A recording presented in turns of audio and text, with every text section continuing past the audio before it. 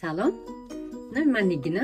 امروز درس دوم خواندن با آوازها. درس یکم من شما فهمیدم که در زبان انگلیسی برای خواندن رو یاد گرفتن از اول آوازها رو یاد میگیریم. ما با شما فقط آوازها به اهمیت میدیم. آواز یکم مثلا برابری آواز مایم این حرف و آوازها در زبان تاجیکی داریم. مثلا شما حرفی ک یعنی که نامی حرف کی می باشد ولی که آوازش ک. مثلا ما کریم گوییم یا که کلمه گوییم اگر شما همین رو استفاده میبرید. ای کی یعنی که کلید. کلمه دوم کینگ یعنی که پاچ. کلمه سوم کایت بادبانک. با زبان فارسی میشود بادبانک. آواز دوم یعنی که شما احساس گویید. اگر شما ما همین آواز رو در زبان تاجیکی استفاده میبریم ولی که آوازش میشود در کلمه نگاه کنیم اگر اگ یعنی که اگ میشود تخم. دومش میشود ایر یعنی که گوش یک تا گوش. دومش elephant یعنی که فیل. elephant. آواز سیومش مثلا آسان رمضان گوییم اگر همین آواز رو ما استفاده میبریم. یعنی که زبان در دهن شما باید جنبش کند. کلمه یکم رات یعنی که رات ما میگویم موش ولی که در زبان انگلیسی موشه اینو میگوین ماوس. رات کمک از موش بزرگتر هست. روز گلی صدبرگ میگویم ما روز.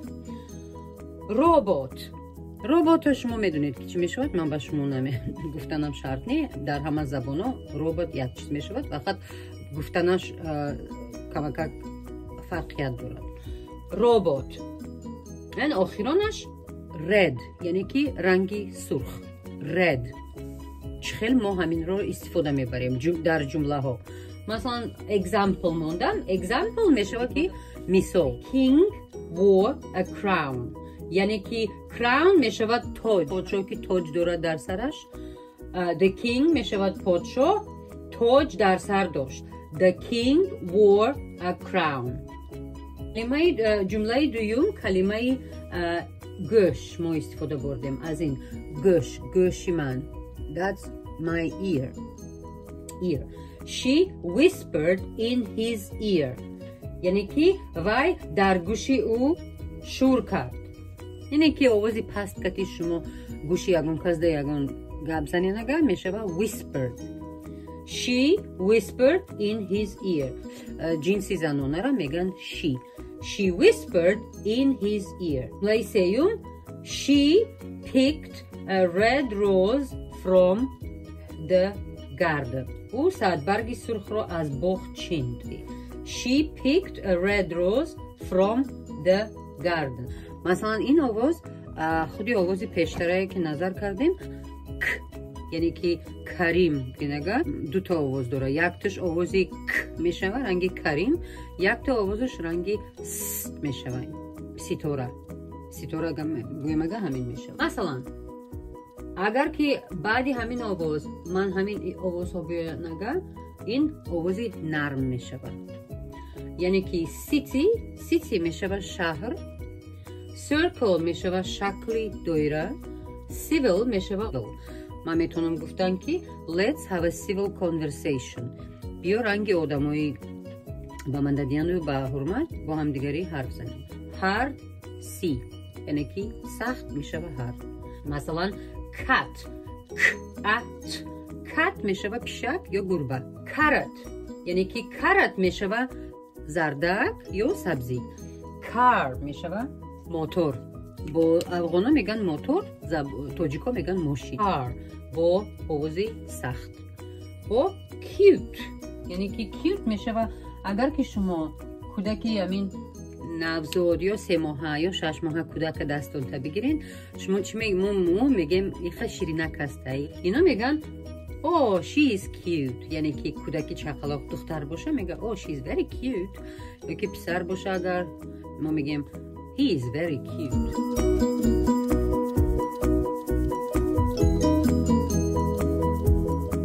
مثلا دو تا جمله. یک تا با نرم آواز یک تا با آواز سخت. در یکم جمله I bought a new car. من ماشینی نو خریدم.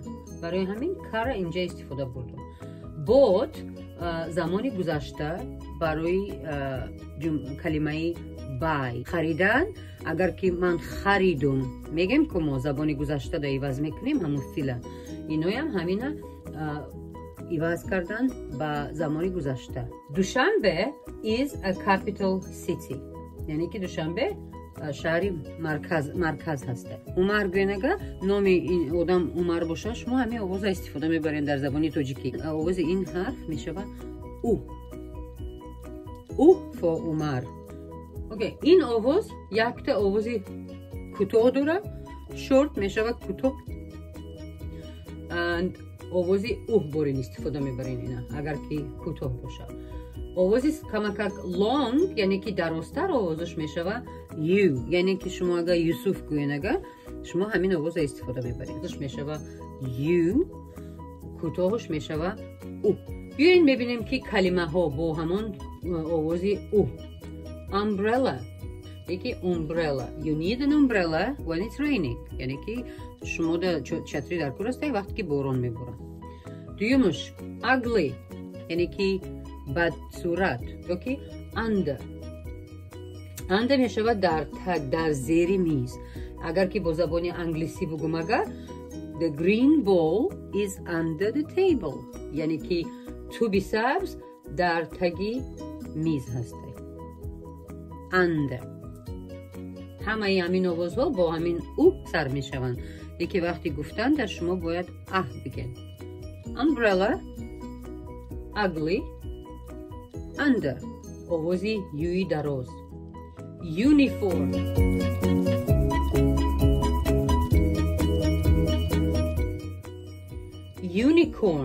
unicorn یعنی که اسبی که در پیشانش در یک تا شاخ داره. ان آخرانش use یعنی که استفاده بردن. اوکی دو تا جمله یک تا با آوازی کوتاه یک تا با آوازی دراز. یعنی که کوتاهش the green ball is under the table یعنی که توبی سبز در تگی میز است. دویمش she saw a unicorn in her dream یعنی که همون اسبی پیشانش در شاخ داره همون را در خوابش دید. تمام درسی ما انجام شد. تشکر. خداحافظ تا درسی آینده.